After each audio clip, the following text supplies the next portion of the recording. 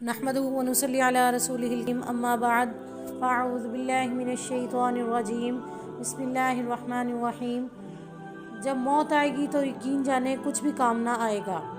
आपके दुनिया से जाने पर किसी को कोई फ़र्क नहीं पड़ेगा और इस दुनिया के सब कामकाज जारी रहेंगे। आपकी ज़िम्मेदारियां कोई और ले लेगा, आपका माल वारिसों की तरफ चला जाएगा और आपको इस माल का हिसाब देना होगा। जो माल इकट्ठा कर रहे हैं, किस तरीके से इकट्ठा किया है, किस तरह के इकट्ठा किया है, इन सब का हिसाब हमें देना होगा। मौत के वक्त सबसे पहली चीज़ जो आपसे चली जाएगी वो आपका नाम होगा।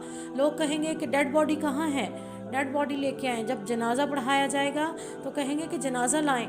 जब दफन करना शुरू करेंगे तो कहेंगे कि मैयत को करीब कर दें।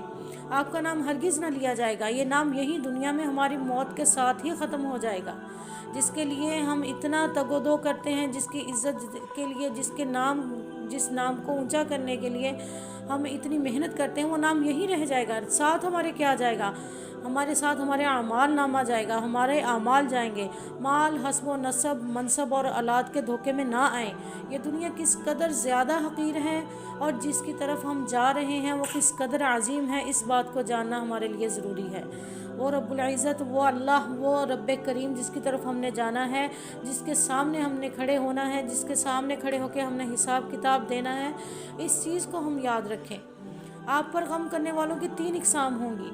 नंबर 1, जो लोग आपको सरसरी तौर पर जानते हैं वो कहेंगे हाय मिस्कीन, अल्लाह इस पर रहम करे। नंबर 2, आपके दोस्त चंद घड़ियाँ या चंद दिन गम करेंगे, फिर वो अपनी बातों और हंसी मजाक की तरफ लौट जाएंगे। नंबर 3, आपके घर के अफराद का गम गहरा होगा, वो ज़्यादा गम में होंगे, वो कुछ हफ्ते, कुछ महीने या 1 साल तक गम करेंगे और इसके बाद वो आपको याददाश्तों की टोकरी में डालकर रख देंगे। लोगों के दरमियान आपकी कहानी का इख्तिताम हो जाएगा और आपकी हकीकी कहानी शुरू हो जाएगी और वो आखिरत की कहानी है। जैसे कि यहाँ एक पंजाबी का शेर है, मैं वो बयान करूँगी। जीना बिना एक पल नहीं सी लंघदा और शक्ला याद न रहियाँ। ये बातें, ये तमाम जो हमारे रिश्ता है, हमारे रिश्तेदार हैं, हमारे औलाद है, हमारे माँ बाप हैं, हमारे बहन भाई हैं, जब हम चले जाएंगे तो फिर हमारे बाद किसी को हम याद नहीं रहेंगे, सिर्फ याददाश्तों में याद रहेंगे। तो हमारे साथ हमारे अमाल जाएंगे, हमारे साथ जाएगा जो हमारी आखिरत के आमाल होंगे, हमारी दुनिया के आमाल होंगे जो हमने आखिरत में अल्लाह के सामने पेश करने हैं। तो आपसे ज़ाइल हो जाएगा आपका क्या हुस्न, ज़ाइल हो जाएगा आपका माल, ज़ाइल हो जाएगा आपकी सेहत, ज़ाइल हो जाएगी और औलाद ज़ाइल हो जाएगी। आप अपने मकानों और मोहल्ला से दूर हो जाएंगे, शोहर बीवी से और बीवी शोहर से जुदा हो जाएगी। आपके साथ सिर्फ आपका अमल बाकी रह जाएगा। यहाँ ये सवाल पैदा होता है कि आपने अपनी कब्र और आखिरत के लिए अभी से क्या तैयारी की है। ये वो हकीकत है जो गौर व फिक्र की मोहताज है, इसलिए आप इसकी तरफ तवज्जो फरमाएं। नंबर 1 फ़राइज़, नंबर 2 नवाफिल, नंबर 3 पोशीदा सदका और नंबर 4 नेक आमाल, नंबर 5 तहज्जुद की नमाज और अच्छे आमाल इखलाक की तरफ और अच्छे इखलाक की तरफ हमने जाना है। ये चीज़ें हमारे साथ जो जाएंगी, अच्छे आमाल की तरफ जाना है जो हमारे साथ जाएंगी, शायद कि इसके ज़रिए से हमारी निजात हो जाए। मरने वाले को अगर दुनिया में वापस लौटाया जाता तो वो सदका करने को ज़्यादा तरजीह देता, जैसा कि अल्लाह का फरमान है, रब्बी लौला अख़्ख़रतनी इला अजलिन क़रीबिन फ़अस्क़द्दक़, ऐ मेरे रब, तूने मुझे करीब मुद्दत तक मोहलत क्यों न दी कि मैं सदका करता। तो मरने के बाद अगर लौटाया जाता तो सदक़े को ज़्यादा प्रेफर किया जाता, तो सदका देने को ज़्यादा तरजीह दी जाती। वो ये नहीं कहेगा कि मैं नमाज अदा कर लूँ या मैं रोज़ा रख लूँ या मैं हज और उम्रा कर लूँ। वो क्या कहेगा कि काश कि मैं दोबारा लौटाया जाता और मैं जाके सदका करता। तो सदका इतनी बड़ी इबादत है कि जो कि मुसाइब को भी ख़त्म करती है, मुसीबतों को भी दूर करती है और बलाओं को भी टालती है और आखिरत के लिए भी हमारे लिए ज़रिया आखिरत, ज़ख़ीरा आखिरत है, ज़रिया निजात है, ज़ख़ीरा आखिरत है।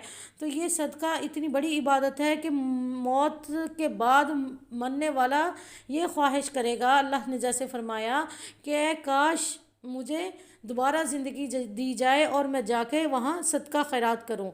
इससे सदका खैरात करने से एक तो अपना भला है, अपने लिए बहुत सारे दरवाज़े रहमत के खुल जाते हैं, इससे दूसरे का भी फ़ायदा है। जिसको सदका करेंगे उसकी भी कई ज़रूरियात पूरी हो जाएंगी।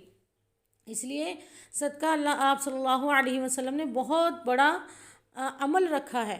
صدقہ اپنے اہل و عیال پر صدقہ کرنا، اپنے رشتہ داروں پر صدقہ کرنا، پھر اس کے بعد غرباء پر صدقہ کرنا، اسی طرح اپنے دوست احباب پر صدقہ کرنا، یعنی صدقہ کی بہت ساری اقسام ہیں، بہت سارے لوگوں پر صدقہ کیا جا سکتا ہے۔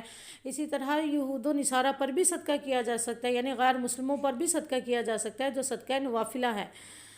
اور وہ یہ نہیں کہے گا کہ میں نماز ادا کر لوں، یہاں مردہ کیا کہے گا کہ میں صدقہ کر لوں، وہ یہ نہیں کہے گا کہ میں نماز ادا کر لوں یا میں روزہ رکھ لوں یا میں حج اور عمرہ ادا کر لوں۔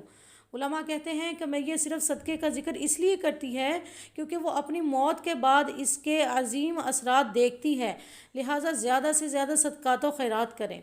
اور بہترین چیز جس کا آپ ابھی صدقہ کر سکتے ہیں وہ آپ کے وقت میں سے 10 سیکنڈ ہیں۔ آپ خیر خواہی اور اخلاص کی نیت کے ساتھ اس بیان کو آگے شیئر کریں۔ بہترین صدقہ ہے کہ آپ اس ویڈیو کو آگے بھی شیئر کریں، یہ بھی آپ کے لیے ایک صدقہ جاریہ بن جائے گا۔ جو سنے گا، اگر کسی ایک بات پر بھی اس کا عمل ہو گیا تو آپ کے لیے صدقہ جاریہ بن جائے گا۔ اگر آپ اس ویڈیو کے ذریعے لوگوں کو یاد دہانی کروانے کی کوشش کریں گے تو قیامت کے دن اسے اپنے ترازو میں پائیں گے انشاءاللہ العظیم۔ کیا اللہ تعالیٰ نے فرمایا کہ وَذَكِّرْ فَإِنَّ الذِّكْرَىٰ تَنفَعُ الْمُؤْمِنِينَ، اور نصیحت کیجئے کیونکہ یقیناً نصیحت ایمان والوں کو نفع دیتی ہے۔ تو انشاءاللہ العظیم یہ آپ کو بھی نفع دے گی اور آپ کے ترازو میں یہ بھاری بن کر ثابت ہوگی۔ وآخر دعوانا ان الحمد للہ رب العالمین۔